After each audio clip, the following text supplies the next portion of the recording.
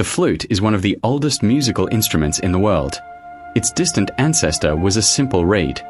What inspired people to give it a voice? Was it the wind gently moving through the reeds? Or the carefree singing of birds? Even today, when composers want to imitate birdsong, they often choose the flute. But the flute can do much more. It doesn't only sound light and playful. It can be tender, powerful, soft, and silvery. Listen to how magical it sounds in the famous melody from Gluck's opera Orpheus. The flute can even sound like the human voice. That's why it's often compared to a coloratura soprano. And its name is no coincidence.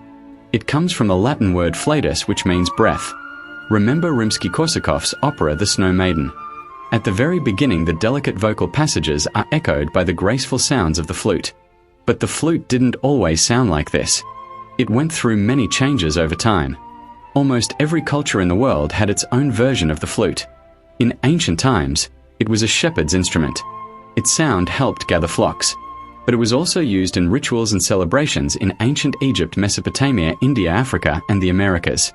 In ancient Greece, a special instrument was popular, the pan flute, also called the syrinx. It was made of several reed pipes joined together. There is a beautiful myth about it. Once, Syrinx was a young maiden. The god Pan fell in love with her and chased her through the forest. Just as he reached her, she disappeared. In her place, there were only reeds. Heartbroken, Pan cut the reeds, tied them together, and blew into them. And that's how the first pan flute was born. In ancient Greece and Rome, flute players were highly respected.